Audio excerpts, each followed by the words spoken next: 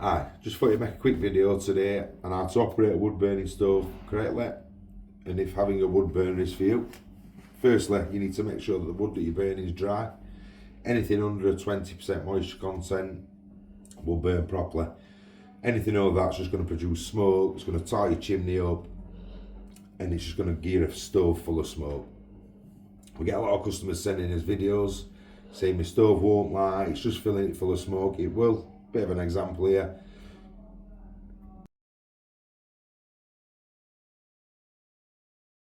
You can see on that picture, they've just got some smouldering wood in there, stove full of smoke, there's no heat generated whatsoever up the flue, so it's just not going to work properly. Firing this stove, it's a Barber's Box 3075, so it's a 10 to 15 kilowatt stove. So you're going to need quite a big fire in it really to get the stove up to temperature and get it burning correctly. I always like, some preference on this, but I always like quite a few logs on. But always start with your big logs at the bottom. Then we're going to start putting some kindling on the top.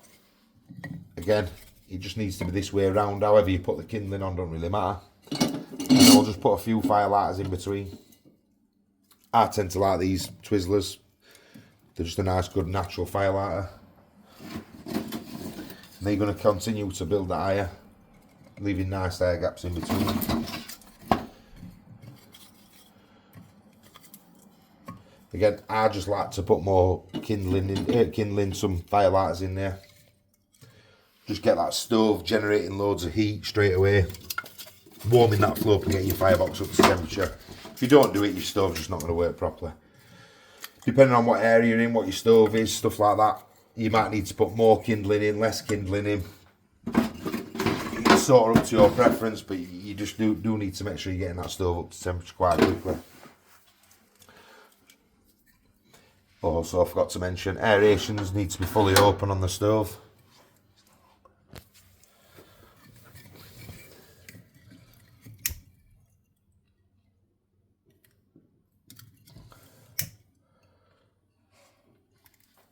And then just light it, shut the door and just leave it to do its thing.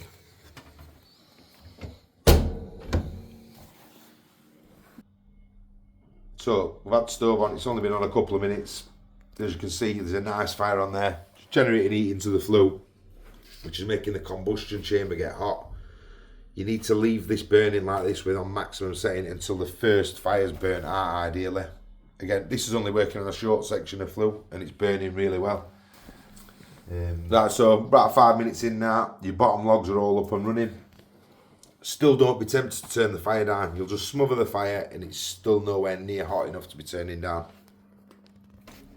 Right, so now I think this is a perfect time to start refueling. Again, leave your aerations open. Probably could have done with a bit of a bigger fire, but it's really hot outside today. Didn't want to get showroom bouncing off wall as we've got customers going in and out. I am going to put quite a few logs on now just to show you. Always open the door quite slow, save again smoke coming back into your room, and then just refuel your fire.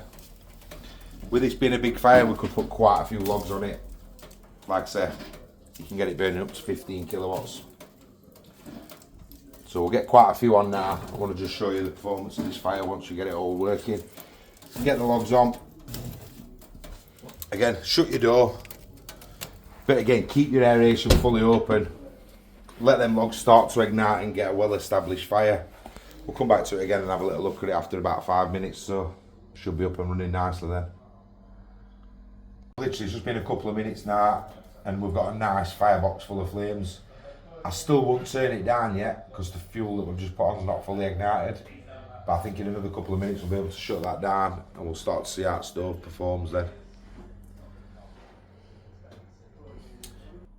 Right, so we're about another 5-10 minutes in from when we've just been last video. So it's now burning nicely, and this is only when I'd probably start trying to shut it down.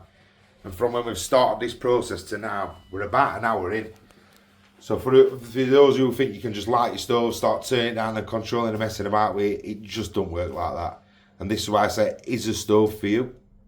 Because a stove like this burns between 10 and 15 kilowatts. So if you're not burning it at its minimum setting, it's just not going to work properly. What we're going to do is, what we're going to do now is just turn it down slightly and just see how that performs. Using my glove now because it's absolutely bouncing off wall. That's now working on minimum, because as you can see, it's still alight. There's no smoke. I'm just going to crank that back up again. And again, it all fires back up. Also, there's a lot of different factors on how far you can turn your stove down. Weather condition, flue draw. Some of your stoves you'll not be able to turn down very much at all. Again, we're working on a short length of flue, but because we've got a good fire in there, we've been able to turn it down really, really low. But you're still going to get a lot of heat out of the stove. Turn it down again. Ideally, you want it burning as low as possible. Trying to use as least fuel as you can.